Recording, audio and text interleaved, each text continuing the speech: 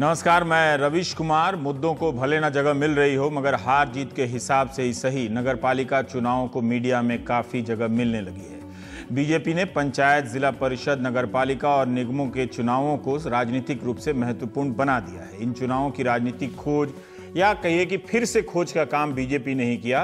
पूरी ताकत झोंक देती है पार्टी। राष्ट्रीय अध्यक्ष से लेकर सांसद, मंत्री तक इन चुनावों में प्रचार करते हैं। इसके जरिए बीजेपी बड़ी संख्या में अपने नए कार्यकर्ताओं की राजनीतिक महत्वाकांक्षा को बनाए रखती है। कार्यकर्ताओं को भी लगता है कि अभी पार्षद बन जाओ, कल विधायक और सांसद भी बनेंगे।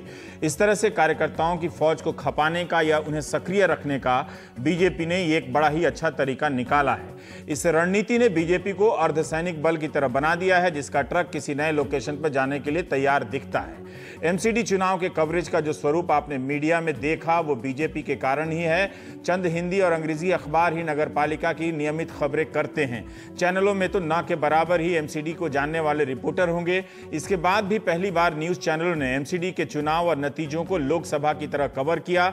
आप याद कीजिए, कब 800 करोड़ से भी कम बजट वाले तीनों एमसीडी के चुनाव को चैनलों पर इतनी जगह मिली है। एमसीडी के इस चुनाव से पहले मीडिया में बृहन-मुंबई नगरपालिका बीएमसी के चुनाव को महत्व दिया जाता था, क्योंकि उसका बजट 30-40 हजार करोड़ का है और शिवसेना के नियंत्रण के कारण भी राजनीतिक अहमियत रहती है। बीएमसी पर नियंत्रण के जरिए शिवसेना हिंदुस्तान की एकमात्र पार्टी है जो राष्ट्रीय और प्रादेशिक स्तर पर अपना महत्व बनाए रखती है। अभी भी कई दल निकाय चुनाव को महत्व ही नहीं देते हैं। बीजेपी ने निकाय चुनाव को हाई प्रोफाइल बना दिया, जो कि होना भी चाहिए था। एमसीडी के चुनाव में बीजेपी 2007-12 के बाद लगातार तीसरी बार जीती है। कांग्रेस 12 की तुलना में आधी से भी कम हो गई, 30 वार्ड में ही जीत मिली। पहली बार चुनाव लड़ रही आम आदमी पार्टी को 0 सीट थी, 48 वार्ड में जीत मिली है। बीजेपी को 181 वार्ड में जीत मिली है। उत्तरी एमसीडी के 104 में से 64 वार्ड में बीजेपी विजयी रही। दक्षिणी एमसीडी के 104 में से 70 पर विजयी रही बीजेपी और पूर्वी एमसीडी के 64 वार्ड में से 48 वार्ड में बीजेपी जीती। तीनों निगमों में बीजेपी को बहुमत हासिल है। आज कई चैनलों पर एमसीडी के नतीजों के विश्लेषण के दौरान एंकर, रिपोर्टर और जानकार के सवालों में 2 सवाल मुख्य रूप से थे। आप चाहे तो YouTube पे जाकर फिर से उन्हें देख सकते हैं और आपने देखा भी होगा। ये कि बीजेपी ने 10 साल में कुछ नहीं किया, भ्रष्टाचार और गंदगी रही, फिर भी प्रचंड तरीके से जीती। बीजेपी ने नाराजगी से बचने के लिए अपने सभी पार्षदों को टिकट काट दिए। प्रवक्ताओं के जवाब भी आप सुनिए। शायद ही किसी ने कहा हो तो अलग बात है, मगर शायद ही किसी ने मुख्य रूप से कहा होगा कि हमारे 10 साल के काम पर वोट मिला है। सबने मुख्य रूप से यही कहा कि प्रधानमंत्री मोदी का नाम लिया और उनके चेहरे पर वोट मिला। एंकरों और जानकारों ने बार बार कहा कि बीजेपी ने 150 से अधिक पार्षदों के टिकट काट दिए। क्यों काटे अगर काम किया था? उम्मीद करता हूं चुनाव के दौरान भी भ्रष्टाचार और गंदगी के सवालों को जगह मिली होगी। जब खुद ही चुनाव पर प्राइम टाइम नहीं किया तो दूसरों से क्या उम्मीद करूं। 153 पार्षदों के टिकट काटने की रणनीति का एक दूसरा पहलू भी आप देख सकते हैं, जिसकी चर्चा नहीं हुई या कम हुई होगी। ऐसी कौन सी पार्टी है जो 153 पार्षदों के टिकट काट दे और बगावत ना हो? टिकट कटने वाले चंद पार्षदों ने ही बगावत की, बाकी सब शांत रहे। इसके बाद भी पार्टी ने 21 नेताओं को बगावत के जुर्म में निकाला। इस लिहाज से देखिए तो आज के समय में ऐसा करने की हिम्मत किसी भी दल में नहीं है। अगर कोई दल टिकट काट भी दे तो उसी क्षण 100-150 लोग दूसरे दल की सदस्यता लेते नजर आएंगे। मगर बीजेपी के 100 से अधिक पार्षद टिकट कटने के बाद भी निष्ठा के साथ पार्टी के लिए काम करते रहे। इससे अंदाजा मिलता है कि एक संगठन के रूप में बीजेपी कितनी सक्रिय है और उसका कितना नियंत्रण है। लेकिन चुनाव दर चुनाव जीतने वाली पार्टी के राष्ट्रीय अध्यक्ष कहां हैं? जब इतनी बड़ी जीत मिल रही थी, अमित शाह उस बंगाल में लौट गए हैं जहां पिछले साल हुए चुनाव में उनकी पार्टी को जीत नहीं मिली। 2016 शुरू होते ही नेताजी की तमाम फाइलें सार्वजनिक होने लगी थी। टीवी एंकरों ने नेताजी पर खूब बहस की, लेकिन बीजेपी को सीट मिली 3। इतनी बड़ी हार के 1 साल के भीतर अमित शाह बंगाल लौटे हैं। नक्सलबारी में पार्टी कार्यकर्ता के घर भोजन कर रहे हैं। उन्होंने अमित शाह के पास जीत का जश्न मनाने और दिल्ली में रहने के कई कारण होंगे, मगर वे वहां पर पदयात्रा कर रहे हैं। अगले साल बंगाल के स्थानीय निकाय चुनावों की तैयारी में जुट गए हैं। 11 मार्च को यूपी विधानसभा में बीजेपी को ऐतिहासिक जीत मिलती है, लेकिन 10 दिन के बाद मीडिया में एक खबर मैंने देखी कि अमित शाह 21 मार्च को तमिलनाडु के कोयम्बटूर चले गए आरएसएस की एक बैठक में हिस्सा लेने के लिए। 2016 में तमिलनाडु विधानसभा में बीजेपी को 0 सीट मिली थी। मत प्रतिशत था 2.8%। इसके बाद भी अमित शाह और उनकी बीजेपी वहां भिड़ने चली गई है। क्या वर्तमान समय में किसी भी दल के अध्यक्ष के बारे में जानते हैं जो बड़ी जीत के बाद वहां चला जाता हो जहां उसे बड़ी हार मिली होती है? अमित शाह की जगह अगर कोई दूसरा अध्यक्ष होता तो कई महीने तक दिल्ली में बाहर ही नहीं निकलता। यह सही है कि आज की मीडिया में बीजेपी का ही पक्ष ज्यादा रहता है, उसी के रंग में सवाल होते हैं और विपक्ष का मजाक उड़ाया जाता है। लेकिन हार का कारण विपक्ष का आलस्य भी है। चुनाव कैसे लड़ा जा रहा है, लड़ने पर पैसा पानी की तरह बहाया जा रहा है, इन सब बातों से अच्छी बात यह है कि भारत की जनता को कोई तकलीफ नहीं है। अब बात आम आदमी पार्टी की। आज जब विरोधी और आलोचक सिर्फ इतनी उम्मीद कर रहे थे कि अपनी हार स्वीकार कर ले, मगर आपने इलेक्ट्रॉनिक वोटिंग मशीन में गड़बड़ी पर अपना विश्वास बनाए रखा। सर्वे से लेकर तमाम पत्रकारों ने कहा था कि आम आदमी पार्टी हार जाएगी एमसीडी में। पंजाब हारने पर आम आदमी पार्टी ने यही तो कहा था कि पत्रकार भी कह रहे थे कि आम आदमी पार्टी जीतने वाली है। आम आदमी पार्टी की विधायक अलका लांबा ने विधायकी से इस्तीफा दे दिया और अपने क्षेत्र में हार की जिम्मेदारी ले ली। अलका का कहना है कि हार के और भी कारण थे जो जमीन पर दिख रहे थे। संयोजक दिलीप पांडे ने भी इस्तीफा दे दिया है। उसी तरह से कांग्रेस के प्रदेश अध्यक्ष अजय माकन ने हार के बाद इस्तीफा दे दिया। प्रभारी पीसी चाको ने भी इस्तीफा दे दिया। अगर इस्तीफा देने वाले किसी का नाम छूट गया हो तो मैं कान पकड़कर माफी मांगता हूं। अब प्रॉब्लम यह है कि जिन पर इन इस्तीफों को स्वीकार करने की जिम्मेदारी है उनसे भी तो इस्तीफा मांगा जा रहा है। मेरी राय में हर पार्टी में एक इस्तीफा सचिव होना चाहिए जिसके पास अध्यक्ष से लेकर कार्यकर्ता तक का इस्तीफा स्वीकार करने का स्वतंत्र पावर हो। एमसीडी चुनाव में आम आदमी पार्टी के अलावा एक और पार्टी पहली बार हिस्सा ले रही थी जो उसी से निकली हुई है, स्वराज इंडिया। 111 महिलाओं को टिकट दिया, पर्यावरण को मुद्दा बनाया। दिल्ली की जनता ने साबित कर दिया कि उसे अच्छाई नहीं चाहिए, अच्छे अच्छे मुद्दे नहीं चाहिए। सुबह से जानकार अरविंद केजरीवाल के अहंकार पर पीएचडी कर रहे थे।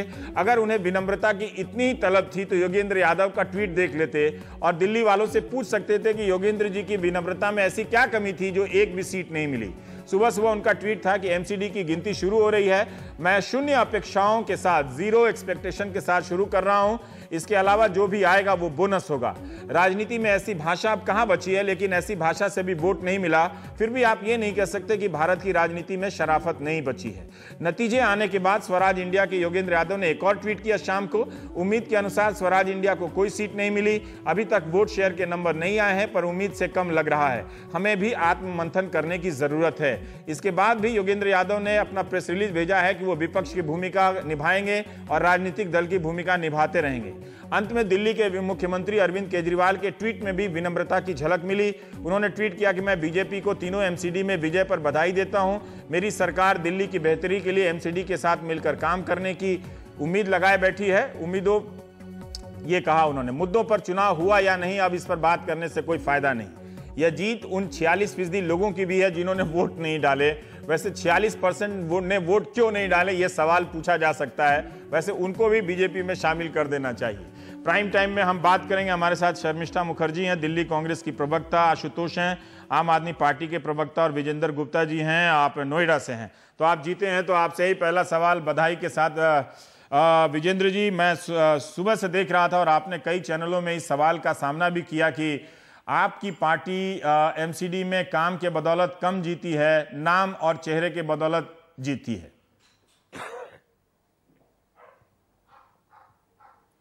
मैं रवि शेख तो चाहूंगा, आपने मुझे नोएडा से शायद इंट्रोड्यूस किया है। मैं नोएडा से नहीं हूं।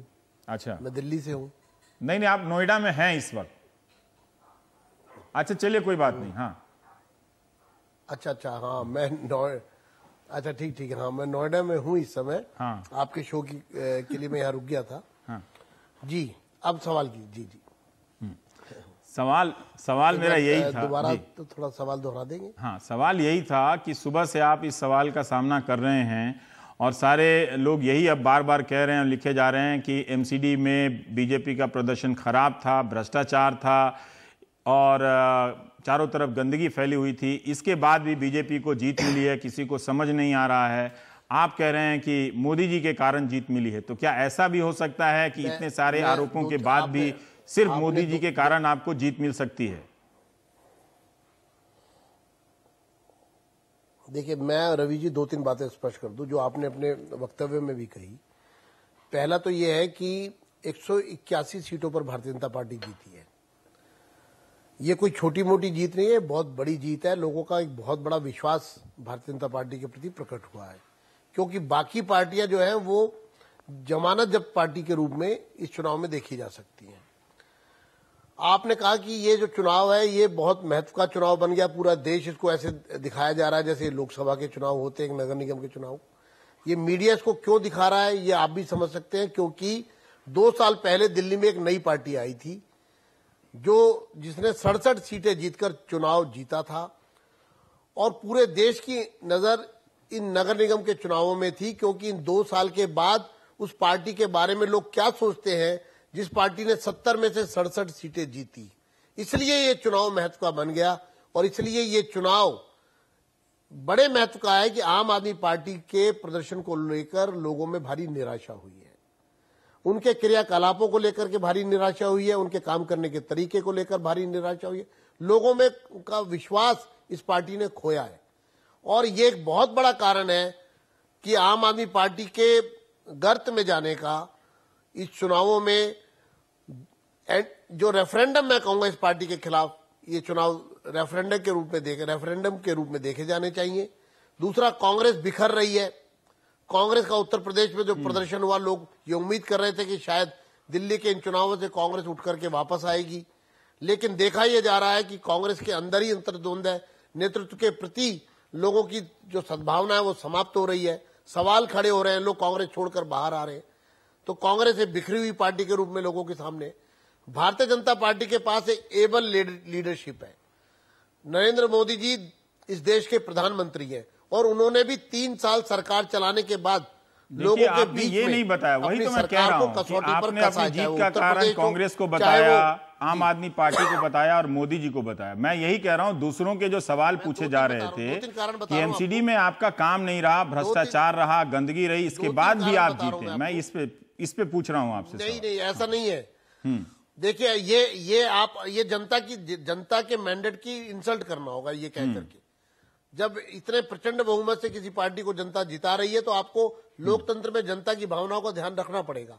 अगर आप उसको नकार देंगे तो ये अलोकतांत्रिक। आप बताइए ना, तो यही तो मैंने कहा, मैं नहीं नकार रहा हूं, आप उसको पीछे कर रहे हैं। देखा है। हाँ, मैं पीछे नहीं कर रहा। एक कारण बहुत बड़ा है, मैंने 2 कारण बताए। दोनों पार्टियों का विघटन एक बहुत बड़ा कारण है।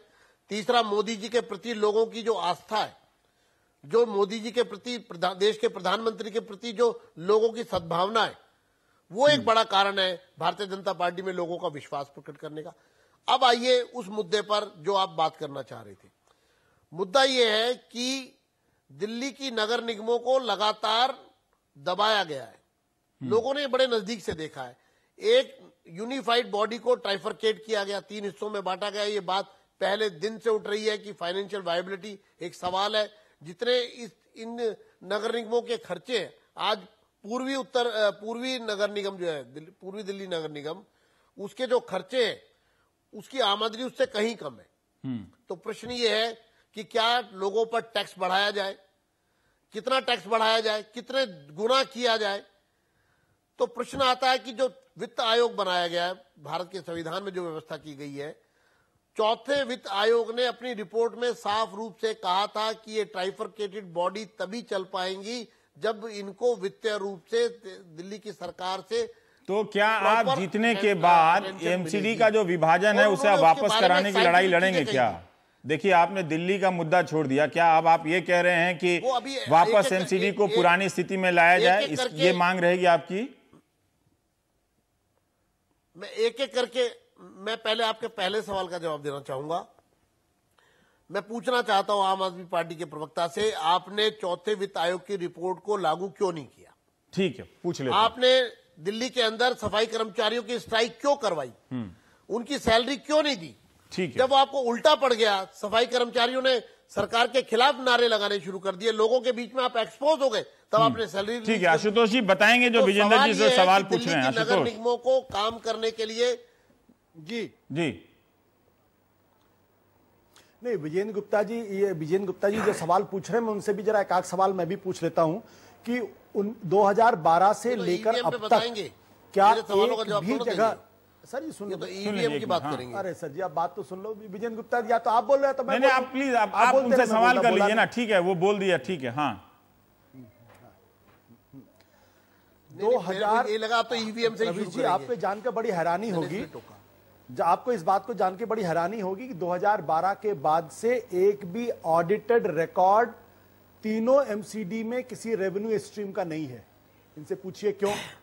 हाउस टैक्स में जो वसूल, ये कह रहे हैं ये कि देखिए, फाइनेंशियली बड़ा झूठ। अनवायबल है। हाउस टैक्स की जो वसूली है, हाउस टैक्स की ये जो बड़ा वसूली झूठ है। है वो सिर्फ 25% है, सिर्फ 25% की वसूली है।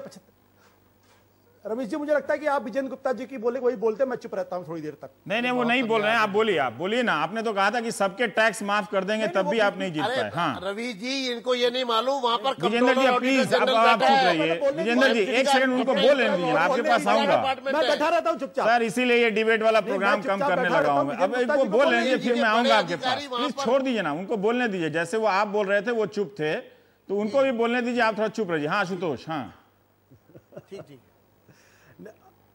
मैं जानता हूं विजेंद्र गुप्ता जी बिना बोले रहेंगे नहीं। अब मैंने ये कहा, ये कह रहे हैं कि फाइनेंशियली अनवायबल है। फाइनेंशियली अनवायबल इसलिए क्योंकि जो पार्किंग माफिया काम करता है उसका पैसा बीजेपी के पास जाता है। दिल्ली के अंदर जो हाउस टैक्स का माफिया है उसका पैसा बीजेपी के पास जाता है। दिल्ली के अंदर जो बड़े बड़े बोर्ड्स लगते हैं जिसपे विज्ञापन चलता है उसके माफिया का पैसा बीजेपी के पास जाता है। जब आप हाउस टैक्स वसूलेंगे ही नहीं, जब आपका रानी झांसी का जो फ्लाईओवर है जिसका ओरिजिनल बजट 177 करोड़ था पिछले 10 सालों में, आज वो 786 करोड़ हो गया है, और वो फ्लाईओवर कहां है ये पूरा देश पूछ रहा है, पूरी दिल्ली की सरकार पूछ रही है, दिल्ली के लोग पूछ रहे हैं, इसका उनके पास कोई जवाब नहीं है। 1942 करोड़ का घोटाला पेंशन का है जो बीजेपी की एमसीडी ने किया है। 10 करोड़ की एक वेबसाइट बीजेपी बनाती है इस देश के अंदर, ये अकेली सरकार है। 20,000 घोस्ट एम्प्लॉइज हैं ये बीजेपी। आप ही मुझे बताइए ना कि इसके बाद भी आप क्यों नहीं जीते। आशुतोष, मुझे आप बताइए ना कि इतने सारे आरोप जो आप लगा रहे हैं वो तो आप पब्लिक के बीच में लगाए ही होंगे अपनी चुनावी सभाओं में, फिर लोगों ने आपके इन आरोपों पर भरोसा क्यों नहीं किया? अब मैं इसका आपको जवाब देता हूं कि जिस एमसीडी का पिछले 10 साल की एक उपलब्धि विजेंद्र गुप्ता जी नहीं बता सकते हैं।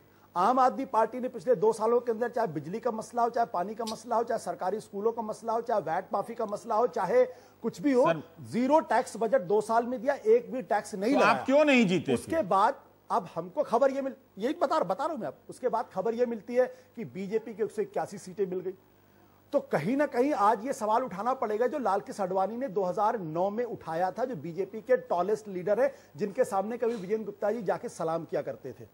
इनके जीवीएल नरसिम्हा राव बाकायदा रिसर्च करके लिख कर आए थे। अब तो बीजेपी ने छोड़ दिया है उस मुद्दे को। डेमोक्रेसी है कि कभी उनको लगता था, पर आज बीजेपी सुधर गई है इस मसले पे कि वो अब नहीं उठाती है। तो कहीं आप बीजेपी की तरह 10 साल लगाना चाहते हैं कि 10 साल बाद ईवीएम का मुद्दा आपको छोड़ना पड़ जाए, जिस तरह से बीजेपी ने आज छोड़ा है?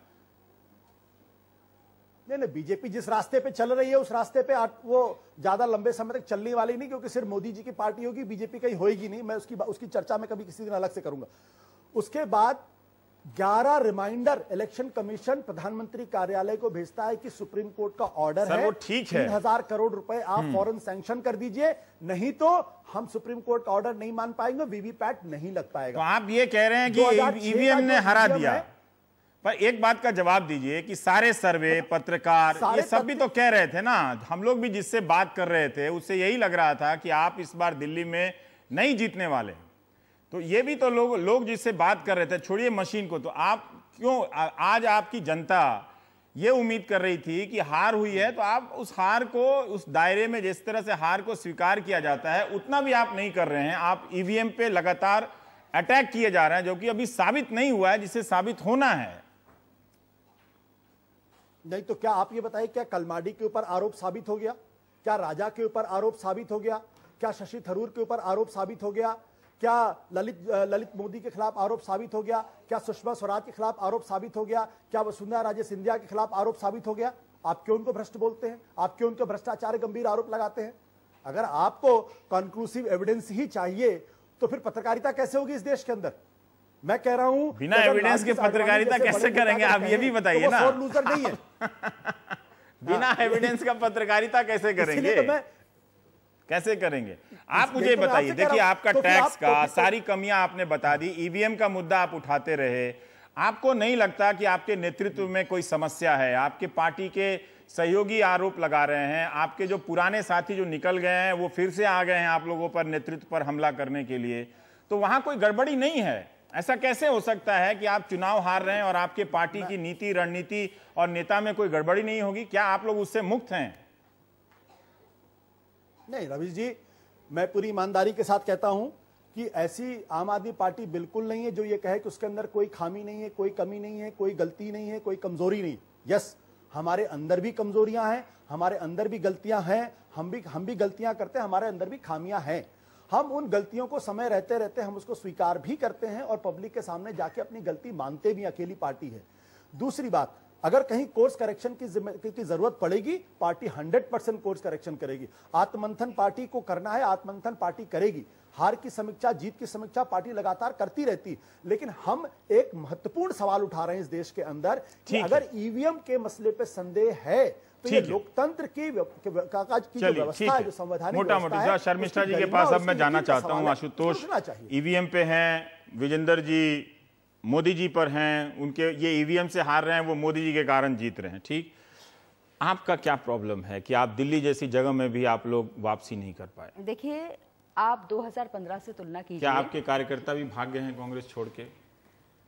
ये आप बहुत ही एक गलत बात बोल रहे हैं, क्योंकि दो सीनियर लीडर्स जो कांग्रेस को बिल्कुल कांग्रेस का पीछे छोड़ा घूप कर इलेक्शन के 3 दिन पहले चले गए, जिनको कांग्रेस से सब कुछ मिला, तो लगता है कि उनकी राजनीति में आइडियोलॉजी नाम की, विचारधारा नाम की कोई चीजों की महत्व नहीं है। ये क्यों नहीं लगता है कि आपकी पार्टी में कोई विचारधारा नहीं बचा होगा इसलिए वो विचारधारा की तरफ चले गए? ये आपका देखने का नजरिया है। मुझे नहीं लगता कि ऐसे बात है। अभी भी दिल्ली का बात छोड़िए, देश की किसी भी गांव में आप जाइए, एक मिनिमम एक फैमिली आपको कांग्रेस को मिलेगी। एक ही फैमिली कांग्रेस की रह गई है ना, कहीं ऐसा ना हो कि वही मिनिमम रहे। रवीश जी, अगर आप हर बात को ट्विस्ट करना चाहते हैं तो आप ट्विस्ट कीजिए। तो मुझे मैंने बताइए बोला कि कि मिनिमम एक, मतलब कम से कम एक। अब उसको आप बोल रहे हैं कि एक ही फैमिली मिलेगी। लेकिन ऐसा अगर आप जानबूझ के अगर ट्विस्ट करना चाहते हैं तो इतनी लगातार के बाद दिल्ली एक सुरक्षित जगह है नई पार्टी के लिए भी और पुरानी पार्टी के वापसी के लिए। आप देखिए, पुरानी पार्टी की वापसी एक चीज होता है वोट शेयर। हमारा जो मल्टी पार्टी सिस्टम है उसमें फर्स्ट पास्ट द पोस्ट वो जो है, तो उसमें जो जिनको मेजॉरिटी मिलती है वो मतलब वो सिंपल मेजॉरिटी से जीत जाते हैं। लेकिन एक जो वोट शेयर होते हैं वो भी रिफ्लेक्ट करते हैं कि पार्टी कितना अपना लॉस्ट ग्राउंड रिकवर कर रहे हैं। 2 साल पहले हमारा वोट शेयर थी असेंबली इलेक्शन में 9%, अभी है 21.5%, 9.5%, 21.5%। वोट शेयर के हिसाब से अगर आप देखेंगे तो कांग्रेस को सबसे ज्यादा मिली हैं। इसमें लोग, हाँ बेशक आम आदमी पार्टी को ज्यादा सीटें मिली हैं, लेकिन वोट शेयर के माध्यम से, पब्लिक परसेप्शन के माध्यम से अगर सचमुच किसी का बहुत जबरदस्त हार हुई है वो है आम आदमी पार्टी की। और उनका भी आपकी सफलता है वोट परसेंट के, आप 9 से 21 पर हैं। डेफिनेटली देखिए, हम एक बिल्कुल रॉक बॉटम पर पहुंच गए थे और किसी भी पॉलिटिकल पार्टी या किसी भी लीडर का पास मैजिक जादू छड़ी नहीं होता है। सही बताइए, क्या आपकी पार्टी के कार्यकर्ता उस शिद्दत से, बड़े वाले नेता जो मंत्री रहे हैं बहुत दिनों तक, वो लोग प्रचार कर रहे थे एमसीडी के चुनाव में जिस तरह से बीजेपी के सांसद या विधायक करते हैं? देखिए, सारे जो हमारे सीनियर लीडर्स हैं सभी को डीपीसीसी की तरफ से लेटर गया, रिक्वेस्ट लेटर, लेकिन गए और सुनिए गए या नहीं गए वो मुझे नहीं पता, लेकिन बहुत सारे प्रवक्ता हैं। नहीं, मैं बता रही हूँ सर, आप वो लोग जब बात कर रहे थे तो आप तो यू आर नॉट, मैं उनको भी अगर आप कंटिन्यूअसली इंटरप्ट करेंगे तो कोई फायदा नहीं। आप बताइए ना, डीपीसी से चिट्ठी गया मैं तो बता ही रही हूँ, लेकिन अगर आप कंटिन्यूअसली इंटरप्ट करेंगे तो मैं कैसे बताऊंगी। एमसीडी इलेक्शन में ये काउंसिलर्स के ऊपर होते हैं, वो किनको बुलाना चाहते हैं किनको नहीं बुलाना चाहते हैं। आपको याद होगा लवली जी जिस दिन उन्होंने बीजेपी ज्वाइन करे उसके पहले शाम वो कैंपेन कर रहे थे। संदीप दीक्षित जी ने कैंपेन किया, हारून यूसुफ जी ने कैंपेन किया, शीला जी के बारे में मुझे ऑनेस्टली नहीं पता कि उन्होंने कैंपेन किया या नहीं किया, बट अदरवाइज ऐसा कौन सी और लीडर है जिन्होंने कैंपेन नहीं किया? अशोक वालिया जी, डॉक्टर वालिया, वो बीमार हैं। दिग्विजय सिंह ने किया, सलमान खुर्शीद ने किया, बीजेपी के बड़े बड़े मंत्रियों और सलमान खुर्शीद ने किया, शशि थरूर ने किया, यही मैं जानना चाहता हूँ। बिल्कुल, शशि थरूर जी ने किया, सलमान खुर्शीद जी ने किया, सचिन पायलट ने किया, दीपेंद्र हुड्डा जी और भूपेंद्र हुड्डा जी ने किया, मतलब बहुत सारे लीडर्स आए लेकिन राहुल गांधी जी ने नहीं किया, क्योंकि हम ये एमसीडी मुद्दा जो है, एमसीडी जो चुनाव है वो बहुत ही जमीनी स्तर पे लड़ा जाता है। यही तो बात मैंने शुरुआत इसी से की ना, कि देखिए और आप ये एमसीडी जो बोल रही है ना, उसी को बीजेपी ने एमसीडी बना दिया, एमपी के लेवल का। आप अभी भी उसको सोचने को, छोटा चुनाव है, वहां राहुल गांधी को, अमित शाह बंगाल क्या करने गए? वो आपको पता है लोकल बॉडीज के इलेक्शन होने जा रहे हैं, उसके लिए गए ना। भारतीय जनता पार्टी के राष्ट्रीय अध्यक्ष हैं, इस वक्त उनका प्रोफाइल बहुत हाई है, कई जगह चुनाव जीत रहे हैं, लेकिन इसके बाद भी वो किस चुनाव के लिए गए? विधानसभा का चुनाव तो हो नहीं रहा आपके राज्य में। है कि आप जो बोल रहे हैं, लेकिन मैं ट्रेडिशनली बात कर रही हूं कि ट्रेडिशनली कभी भी एमसीडी चुनाव को प्राइम मिनिस्टर, देश की जो प्रधानमंत्री हैं, उनका इमेज पर लड़ा नहीं जाते हैं, और ये यही दर्शाते हैं कि बीजेपी का state leadership is completely bankrupt. तो आप उसके बाद भी अगर उसको तो जीतने से मतलब है ना, तो आप इसका मतलब है कि आप मुद्दे नहीं उठा पाए, आप मुद्दे नहीं उठा पाए। हम हर मुद्दे को उठाए। पिछले 2 साल से इफेक्टिवली कांग्रेस असेंबली में नहीं रहते हुए भी पिछले 2 साल में दिल्ली में कांग्रेस एक इफेक्टिव ऑपोजिशन की भूमिका बहुत ही सक्रिय और बहुत ही जोरदार तरीके से निभाए, और ये बात बीजेपी की लीडरशिप भी स्वीकार करते हैं। मुझे बहुत सीनियर बीजेपी लीडर्स पर्सनली बोले हैं कि दिल्ली में कांग्रेस बहुत अच्छा कर रहे हैं। ये बड़ा अच्छा है कि आप लोग पर्सनली कुछ अच्छी बातें भी करते हैं। डेफिनेटली वो जनता को भी मालूम होना चाहिए। हम एक ब्रेक लेने दीजिए, एक ब्रेक लेते हैं, फिर आएंगे तो फिर बात करेंगे हम।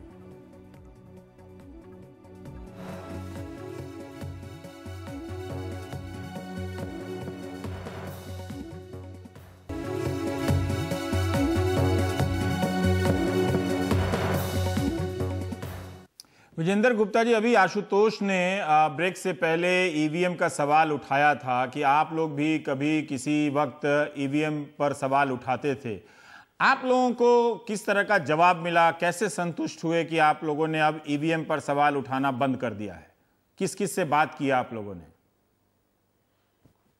देखिए, मैं समझता हूं कि आशुतोष जी जो प्रश्न करने की कोशिश कर रहे हैं, उस प्रश्न में वो खुद घिरे हुए हैं, क्योंकि 2 साल पहले जब ये जीते थे तब इन्होंने ईवीएम पर सवाल नहीं उठाया, लेकिन जब से इन्होंने हारना शुरू किया है, पंजाब में हारे, गोवा में हारे, दिल्ली में हारे, तो अब ये लगातार ईवीएम की बात कर रहे हैं। जो कुछ साल पहले आशुतोष ने कहा कि आप लोग भी पहले उठाते थे ईवीएम पे सवाल। मैंने कहा मैं उस बहस में नहीं जाना चाहता, मैं उस बहस में नहीं जाना चाहता, क्योंकि ये मुद्दे से भटकाना चाह रहे हैं। तो आप फिर इस बहस में क्यों आ रहे हैं? विफलता है उसको ये छुपाना चाह रहे हैं, राइट। और ये इसको लंदन और अमेरिका की बात करके ये चुनाव से लोगों का ध्यान हटाना चाहते हैं, जबकि लोग ये सुनना चाहते हैं कि लोगों ने इनको क्यों हराया। दूसरा, आपने एक बात कही कि भारतीय जनता पार्टी ने 153 पार्षदों की टिकट काट दी। मैं आपको याद दिला दूं, 2012 के चुनाव में भी 117 पार्षदों को टिकट नहीं मिला था जब मैं अध्यक्ष था। अच्छा, तो ऐसा नहीं है कि भारतीय जनता पार्टी, क्योंकि ये सीटों का बड़ा भारी रीशफलिंग होता है, एक बात आप समझ लीजिए, यहां पर 50% रिजर्वेशन है, और जो सीट जनरल है वो जरूरी नहीं है अगली बार भी जनरल होगी, वो महिला भी हो सकती है, वो शेड्यूल कास्ट रिजर्व भी हो सकती है, वो शेड्यूल कास्ट महिला रिजर्व भी हो सकती है। तो इसलिए ये जो आशुतोष ने आरोप लगाया कि घोस्ट कर्मचारी एमसीडी में सफाई कर्मचारी हैं हजारों की संख्या में, क्या ये सही है? बहुत अच्छा, बिल्कुल।